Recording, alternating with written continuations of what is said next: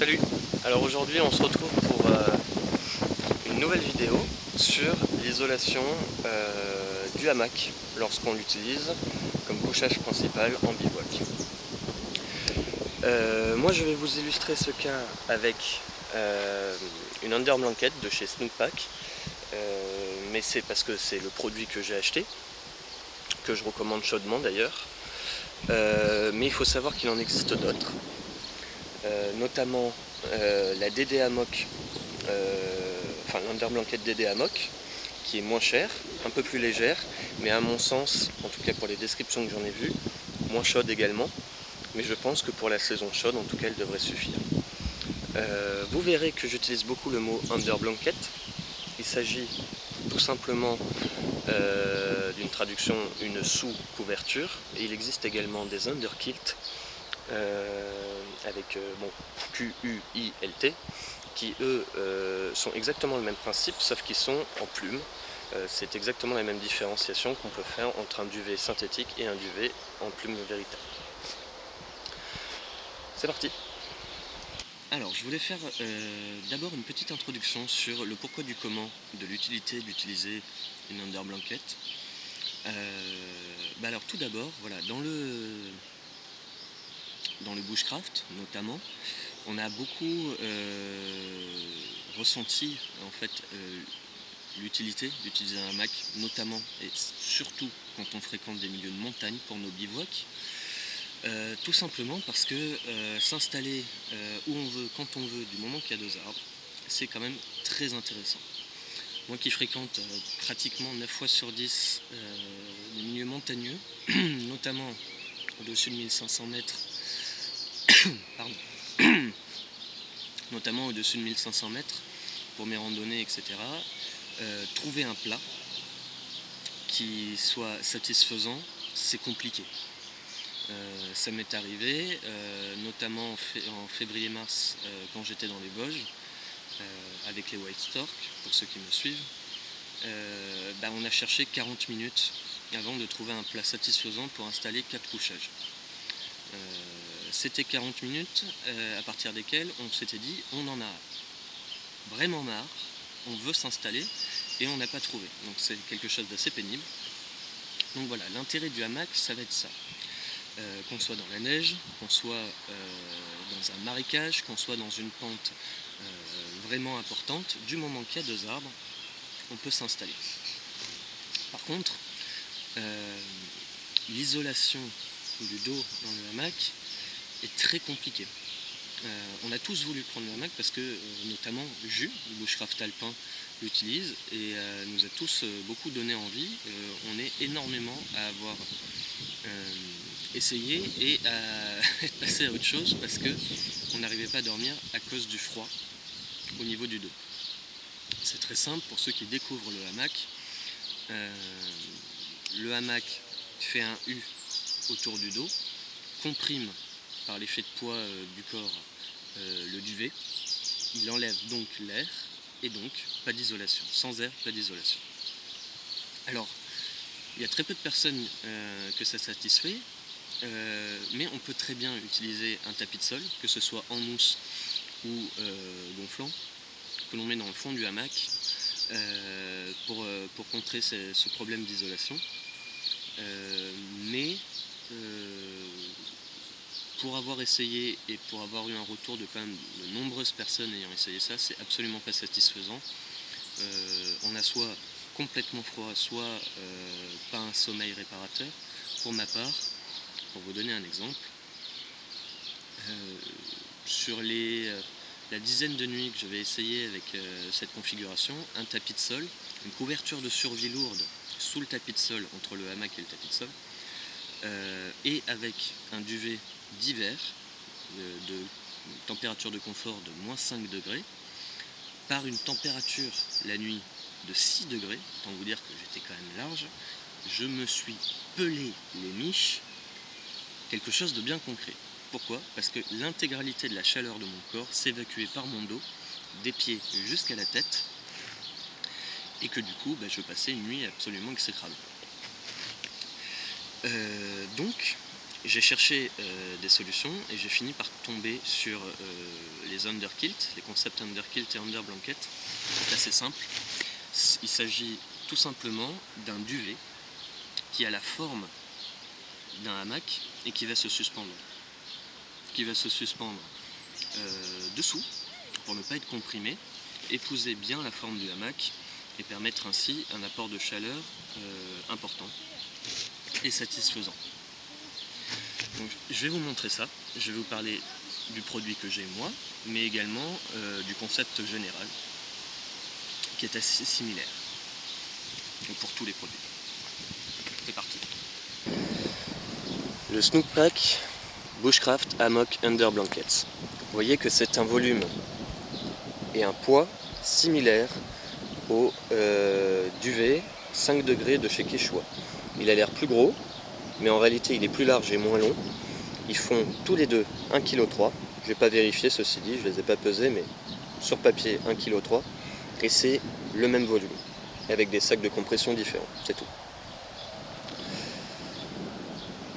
C'est un poids et c'est un volume que je suis prêt à payer pour le confort de ne pas avoir à... je suis désolé. Hop là. C'est un poids et un volume que je suis prêt à payer pour le confort de m'installer où je veux, quand je veux. Je vais l'installer et je vous explique tout ça après. Je voulais vous montrer la forme globale. Vous voyez que dans l'ensemble, il s'agit tout bêtement en fait d'un duvet. Donc si vous voulez vous en fabriquer un vous-même, pour l'avoir essayé avant d'investir là-dedans, ça se fait. Vous prenez, je pense, un duvet de camping, de la température qui vous va, un rectangulaire, pas avec capuche, etc. Vous l'ouvrez en entier, puis après il vous suffirait de coudre les suspentes. Pour les suspentes, il faut utiliser un élastique, et puis ça se referait pareil. Donc ça peut être une bidouille à moindre frais. Vous voyez, il y a tout simplement en fait donc les deux accroches qui permettent de resserrer autour du hamac et les deux suspentes qui vont faire le tour. Il a une forme légèrement arrondie, mais bon, ça à mon avis c'est pas bien grave si vous prenez un rectangulaire. Voilà, faut savoir que ça se fait.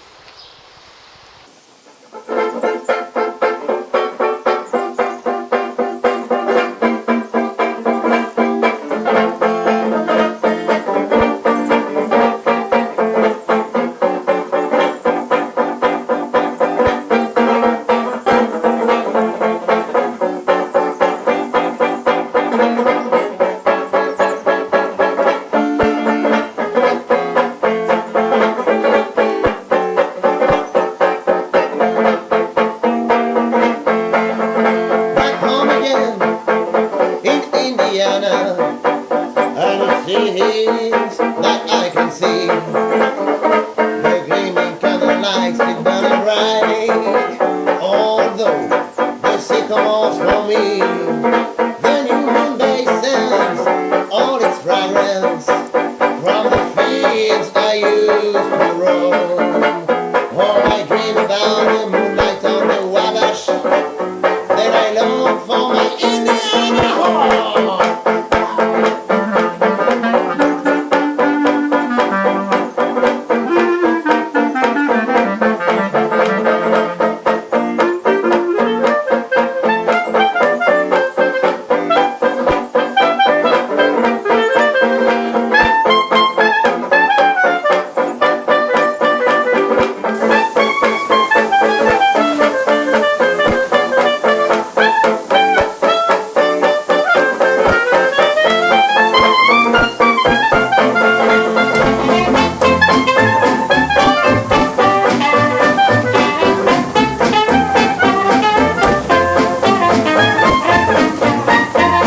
Voilà installé dans le cocon. Il y a différentes manières d'amarrer cette histoire. Moi je préfère l'amarrer, vous voyez, il y a les deux traverses, l'amarrer assez haut. Alors là j'ai mis une ficelle, mais normalement c'est au niveau de l'attache de mon tarp. Parce que ce rebord là, hein, assez en hauteur, qui va augmenter allez, disons d'une vingtaine de centimètres la hauteur du hamac, va me permettre, par temps de vent ou de grand froid, de rabattre le tout de manière à bloquer le froid un maximum. C'est pour ça d'ailleurs que ce hamac, ce Thunder Blanket est assez bien fait, car il y a des petites sangles qui vont permettre de faire cela. Une fois fermé, vous voyez que l'Under Blanket est pratiquement fermé. Il reste que une dizaine, entre 10 et 15 cm d'espace. Du coup, on va avoir une protection contre le vent et une rétention du froid encore plus importante, ce qui est très intéressant. Le concept général est très simple. Vous avez deux amarres là, qui vont permettre de faire le tour du hamac et de le laisser bien plaqué à l'entrée pour pas que l'air pénètre à l'intérieur, et deux amarres qui vont traverser l'intégralité du hamac jusqu'à l'autre côté, qui elles vont permettre de le suspendre de manière à ce qu'il épouse bien la forme globale du corps et du hamac, donc une fois mis dedans. Vous allez avoir également à cet endroit-là des petits bitoniaux qui vont permettre d'ajuster la tension de l'élastique exactement à votre convenance. Moi en général je fais un nœud qui me permet en fait de le régler directement, donc je l'utilise pas forcément. Et une fois dedans, l'intérêt d'avoir des nœuds à cet endroit là, c'est que je vais pouvoir, parce que parfois par le poids l'under blanket pourrait redescendre, je vais pouvoir avec cette amarre, que je sois dans mon duvet ou pas, voilà, maintenir de toute façon avec mes pieds l'under blanket bien en place. Et c'est pareil de l'autre côté, il me suffit de pousser pour qu'il soit vraiment bien calé. En ce qui concerne plus spécifiquement ce modèle Snookpak, je vous fais un retour d'expérience de 6 nuits passées dedans. Il est donné pour une température de 5 degrés confort, 0 degré limite de confort, sachant que le principe général d'un under blanket, c'est de dormir avec une blanket ou under kilt avec un kilt, c'est-à-dire pas un duvet mais une couverture tout simplement, qui a un pli d'éléphant qui remonte jusqu'au genou à peu près, comme un duvet classique, mais qui après ne couvre que le dessus du corps. Donc avec un peu moins de chaleur. Très souvent ceux qui dorment comme ça dorment habillés d'ailleurs, vu que l'humidité due par le corps s'évacue beaucoup mieux de cette manière-là. Ça peut être un avantage également. D'ailleurs, le Bushcraft Hammock Under Blanket dispose également d'une Bushcraft Blanket chez Snookpak.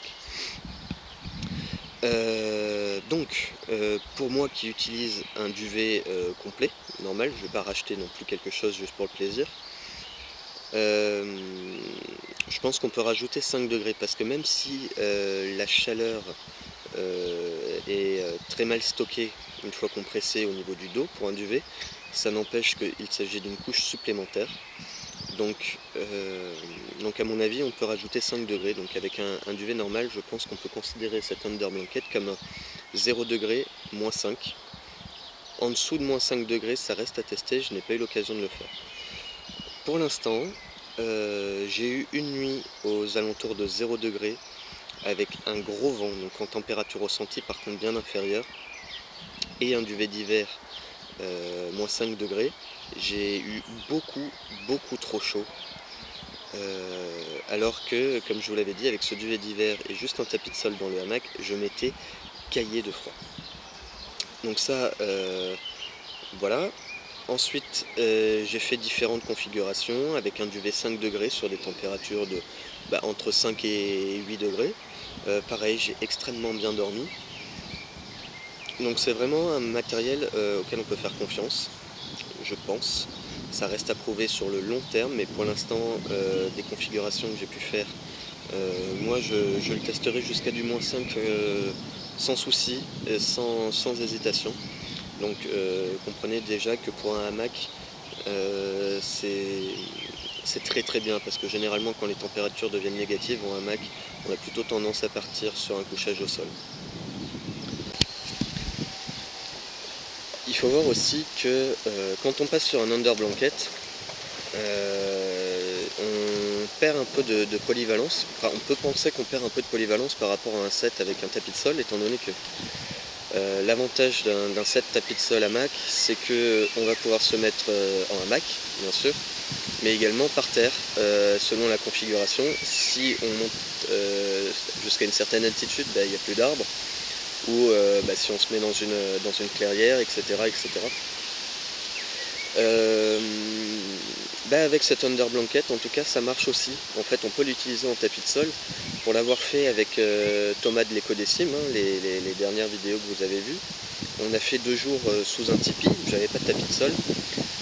Tout simplement, j'ai mis mon poncho au sol, j'ai plié l'under blanket en deux, et puis j'ai dormi dessus, ça me faisait un confort. Bon, on était dans une herbe, une pelouse généreuse, mais j'ai pas eu de montée de froid, absolument pas. Elle n'était pas mouillée, et puis de toute façon c'est du synthétique de chez Snookpak, donc en termes de résistance, etc., je fais assez confiance. Il faut savoir que voilà, on peut utiliser cet under blanket en gros comme une couverture en laine en tant que tapis de sol. C'est quelque chose que je recommande. Effectivement, ça a un volume, mais qui est réellement similaire à un tapis de sol en mousse en termes de volume. Moi, je ne le transporte pas dans sa housse de compression, mais dans un sac étanche compressible, ce qui va me permettre de retrouver le volume et la forme d'un tapis de sol en mousse. En configuration hiver, je le mets sous le sac, exactement comme je ferais avec un tapis de sol. Donc ça change pas grand chose. Et en configuration été, c'est-à-dire avec un duvet de 5 degrés, je rajoute le 5 degrés dans le sac de compression étanche. Les deux rentrent, je compresse le tout, ça rentre dans mon sac à dos 40 litres, pas de problème, et il n'y a plus rien dehors. En termes de poids, 1,3 kg c'est important, sachant que moi, mon tapis de sol par exemple, gonflable, fait 450 grammes ou 500 grammes. On est d'accord que c'est quelque chose d'énorme. Globalement, comparé à un couchage en tente ou au sol en général, le couchage hamac est mon set le plus lourd. Pourquoi? Parce qu'il y a le hamac qui fait autour de 550 grammes, pour ajouter les amarres qui font autour de 100 grammes, plus l'under blanket pour rajouter 1,3 kg. Voilà, c'est quelque chose qui est lourd. Pour ma part, je fais des randonnées entre 5 et 15 km par jour avec. 15 km, je le fais pas souvent. Généralement, mes randonnées en moyenne, ça va être du 6-7 km avec des dénivelés de 3 à 700 km, à 700 mètres de dénivelé. Pour un sac qui va avoisiner au total avec 3 litres d'eau entre 16 et 18 kg. Donc mes randonnées sont plus courtes bien sûr. Mais le confort qu'il m'apporte est incomparable. Déjà, dormir en hamac, moi qui pourtant ne supporte pas d'être sur le dos, je dors extrêmement bien. Et cet apport de chaleur que l'under blanket a est d'autant plus confortable pour moi, étant donné que maintenant, et ça c'est sur les 6 dernières nuits avec, je fais des nuits d'une traite. Ça ne m'était jamais arrivé en bivouac.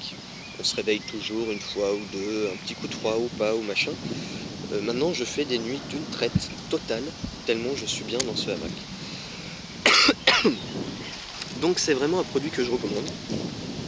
Pour clôturer, au niveau du prix, c'est quand même un investissement. C'est pour ça d'ailleurs que je tenais à faire cette vidéo, étant donné que j'ai pris ce risque. Chez Snooppak, cette Under Blanket coûte 145 €. C'est quand même très cher, mais on est sur un équivalent de prix d'un excellent tapis de sol hiver. Donc, étant donné que celui-là, je pense l'utiliser également l'hiver, voilà, c'est un choix. Je crois que chez DD Amox, leur Under Blanket coûte 70 ou 80 €, c'est un peu moins. Je vous dis, sur les photos, en termes de chaleur, je pense que c'est quand même nettement moins. Mais pour un couchage, disons qui ne va pas en dessous de 3 degrés, ça sera quelque chose qui est intéressant. Par contre, si vous voulez un concept under blanket très léger, ça existe, c'est les underkilt en plume. C'est exactement le même concept que la différence entre duvet synthétique et duvet plume.